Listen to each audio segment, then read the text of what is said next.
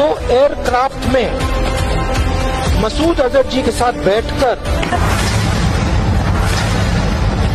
मैं आपसे पूछना चाहता हूं, अंबानी की शादी हुई? देखी आपने? देखी ना? नरेंद्र मोदी क्या बातें कर रहा है लड़का ये? हमसे मिलने कोई आता है तो हम अपने घर में अपने छोटे भाई को बुलाते हैं ना, मिलो ये मेरे भाई, तुम मना तो नहीं कर देता ना? मतलब और दूसरी तरफ तो राहुल गांधी जी है जिनकी तो क्रेडिबिलिटी है भाई। चलो मतलब राम मंदिर के का न्योता मिलता है वहां तो जाते नहीं राहुल गांधी। आप क्या बात बोल रहे हैं? हाँ। आप उल्टी बात बोल रहे हैं। नेता विपक्ष होने के नाते राहुल गांधी 60 से 65% इस देश के वोट का रिप्रेजेंटेशन करते हैं। इसका मतलब ये थोड़ा कि 65 आपको मिल गए, आपको तो उससे कम मिले ना। ऐसा ना हो कि 100 हार हो जाएं और मजबूरी में भारत रत्न देना पड़े। वो पूछेंगे mister Putin, what is your cast? झूठ बोलते और बेवकूफी की दलील। ये बातें नहीं कही राहुल गांधी ने। प्रबुद्ध पत्रकार उनकी नहीं, ये बातें राहुल गांधी ने कही कि नहीं कही? किसी से डरती नहीं। आप मुझ पर चढ़ जाएगा तो मैं डर जाऊंगी। अरे हे भगवान, फुली आवाज करिए। तो आपने इनकी बातों को सुनी, आपकी क्या प्रतिक्रिया है कमेंट बॉक्स में जरूर बताइए। धन्यवाद।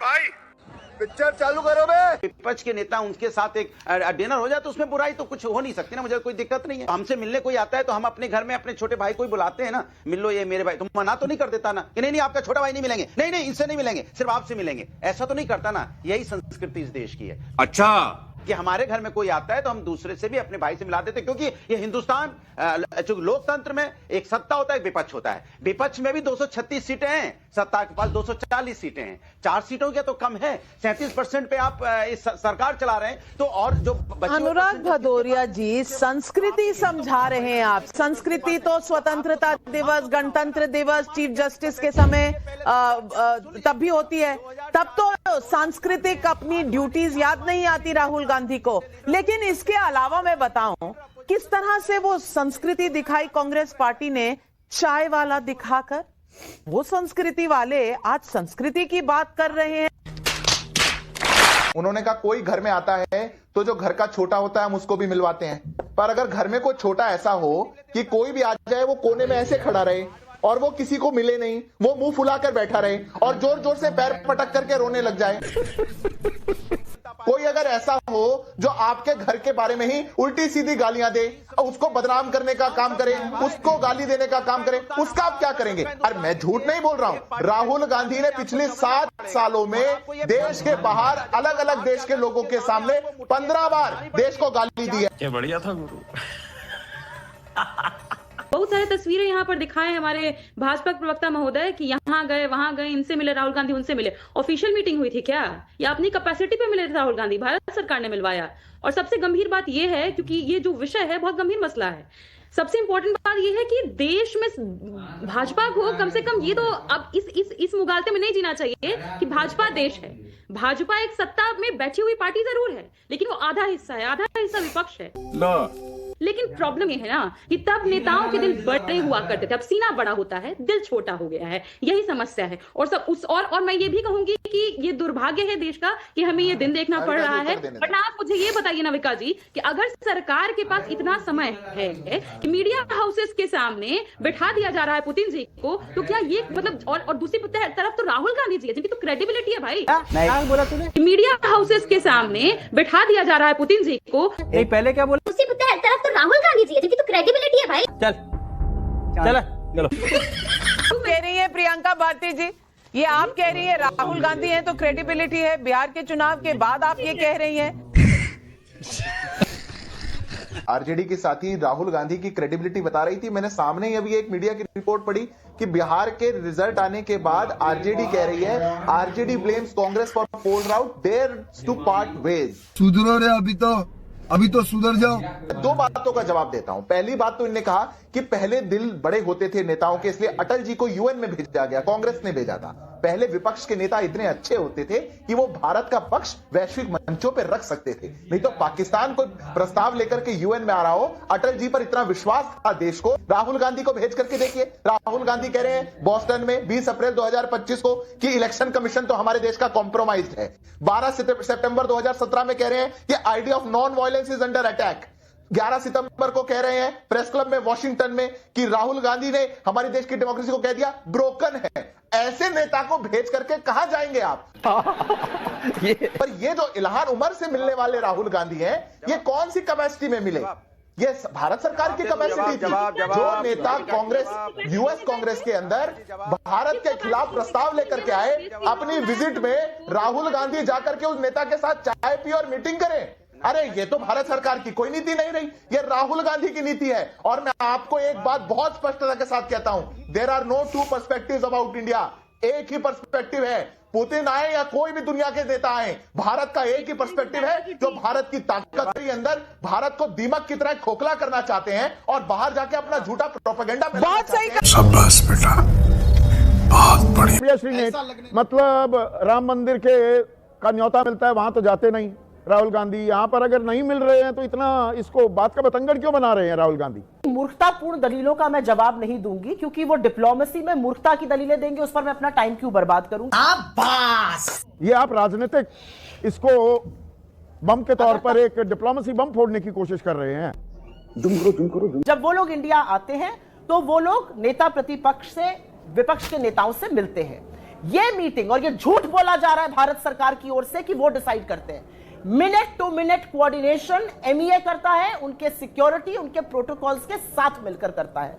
और आपने बिल्कुल ठीक कहा कि यह कई बार हुआ है। ऐसा सच है कि चाहे वो अटल बिहारी वाजपेयी जी जब प्रधानमंत्री रहे हो तो सोनिया जी से लोग मिले हैं। 98 में जब रशियन प्राइम मिनिस्टर यहां आए थे, बिल क्लिंटन जब 2000 में आए, वाजपेयी जी प्रधानमंत्री थे, बिल क्लिंटन सोनिया जी से मिले। मुद्दे पे आओ ना। सदन चल रहा है और असलियत यह है कि यहां पर एक फॉरेन डिग्निटरी आ रहे हैं और उनसे मिलने नहीं दिया जा रहा है। ये 36 बार हो चुका है। ऐसा क्यों हो रहा है? राहुल गांधी विदेश जाकर फॉरेन यूनिवर्सिटीज में भारत का पक्ष रख रहे हैं, बेबाकी से भारत में जो खामियां उस पर चर्चा कर रहे हैं। ये दो अलग अलग विषय। भारत एक डेमोक्रेसी है कि नहीं है? कुछ कन्वेंशंस यहां पर माने जाएंगे कि नहीं माने जाएंगे? कन्वेंशंस को तो ताक पे डाल दो। देश हित भी साधे जाएंगे कि नहीं? अगर कोई मुलाकात हो रही है उसमें सत्ता पक्ष और विपक्ष एक सुर में, तो भारत के हितों को साधने की बात करते दिखाई देने चाहिए ना, कि नहीं? भाई साहब ये किस लाइन में आ गए आप? क्या डिप्लोमेसी का, राजनयिक रिश्तों का ये तकाजा नहीं है। आप मुझे एक बात बताइए, राहुल गांधी ने आज तक भारत के हित को छोड़कर कोई बात की है? बता दे भाई, अभी बता दे। Idea that India is a democracy, this is a lie. There's no democracy in India today. Everybody knows that the Indian economy is a dead economy. India's democracy has been destroyed. लोकतंत्र आज हिंदुस्तान में नहीं है, खत्म हो गया है। Democracy is now a memory in India, it is nothing more. We are now fighting the BJP, the RSS and the Indian state itself. Rahul Gandhi ने आज तक भारत के हित को छोड़कर कोई बात की है? थोड़ी सी शर्म बची है तुम लोगों के अंदर तो डूब मरो चुल्लू भर पानी। अगर भारत में लोकतंत्र के ऊपर खतरा है तो उस पर बात करना राष्ट्र हित में बात करना है। वो बीजेपी को सूट नहीं करेगा, वो वोट चोरों को सूट नहीं करेगा, बिल्कुल बात करना है। अगर भारत की विविधताओं पर खतरा मंडराएगा, अगर भारत की माइनॉरिटीज के हक और हुकूक का खनन होगा तो बिल्कुल बात करनी चाहिए। और वो राष्ट्र हित है, वो देश प्रेम है और ये देश प्रेमी कर सकते हैं, आरएसएस के चिंटू लोग नहीं कर सकते। आप एक पार्टी का एक छत्र राज रखिएगा और फिर बेवकूफी की दलीलें दीजिएगा तो वो सुनने के लिए तो देश का विपक्ष भी। और जाते जाते एक बात और कहूंगी, प्रधानमंत्री मोदी भले 30-35% का रिप्रेजेंटेशन करते हो, नेता विपक्ष होने के नाते राहुल गांधी 60 से 65% इस देश के वोट का रिप्रेजेंटेशन करते हैं। तो उनका सम्मान, उनका निजी सम्मान नहीं है, इस देश के लोगों का सम्मान है। अगर 35% था प्रधानमंत्री मोदी या बीजेपी को वोट मिले, इसका मतलब ये थोड़ा है कि 65 आपको मिल गए, आपको तो उससे कम मिले ना। तो मेरी तरफ है कि इसकी तरफ है? मैं तो आपकी तरफ। वो राहुल गांधी को एंडोर्स थोड़ा कर रहे थे, वो प्रधानमंत्री मोदी को एंडोर्स नहीं कर रहे थे। ये बात सही है आपकी। आप क्या बात बोल रहे हैं? हाँ। आप उल्टी बात बोल रहे हैं। साहब, पुतिन जी के भारत दौरे से पहले एक देश में बहुत बड़ा बवाल खड़ा हो गया है। पता नहीं ऐसा ना हो पुतिन जी को अपना दौरा कैंसिल करना पड़े। साहब, राहुल गांधी नाराज हो गए। राहुल गांधी ने खुला आरोप लगाया है सरकार पर कि सरकार राहुल गांधी से इनसिक्योर है, और वो इस मारे लगाया है क्योंकि एक के बाद एक 95 हार के बाद सरकार इस मारे इनसिक्योर है कि ऐसा ना हो कि 100 हार हो जाएं और मजबूरी में भारत रत्न देना पड़े। समझ गया मैं। तो सरकार क्यों इनसिक्योर है, क्यों राहुल गांधी नाराज हैं, क्यों पुतिन का दौरा आखिरी मौके पर खतरे में पड़ सकता है, क्योंकि पुतिन ने कहा है कि अगर आप राहुल से मुझे नहीं मिल पाओगे मैं नहीं आऊंगा यार।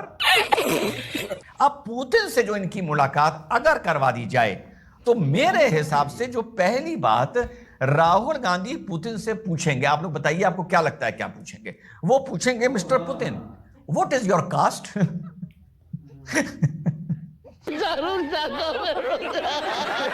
आपकी कास्ट में रशिया में कितने लोग हैं? वहां पर क्या जो पिछड़े हैं वो जितनी जिसकी आबादी उतनी जिसकी भागीदारी, क्या आप इसमें यकीन करते हैं? वगैरह वगैरह ये पूछेंगे। और एक बड़ा इंपॉर्टेंट सवाल पूछेंगे पुतिन से कि पुतिन जी ये बताइए, जो यूएसएसआर का डिसइंटीग्रेशन हो गया था, यूएसएसआर टूट गया था, 1 दर्जन 1.5 दर्जन टुकड़ों में बट गया था, उसके पीछे की असली कहानी क्या थी? उसका राज क्या था? उसका फॉर्मूला क्या था?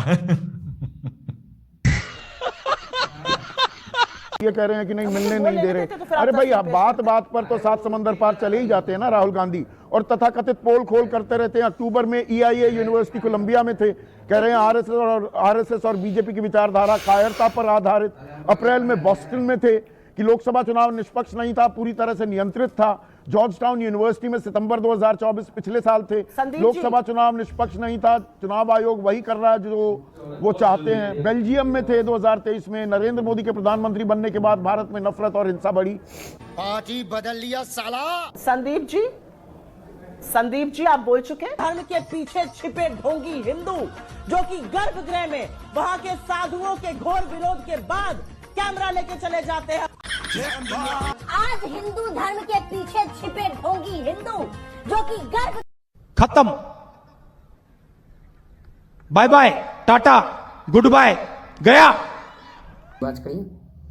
तो आपने इनकी बातों को सुने, आपकी क्या प्रतिक्रिया है कमेंट बॉक्स में जरूर बताइए। धन्यवाद।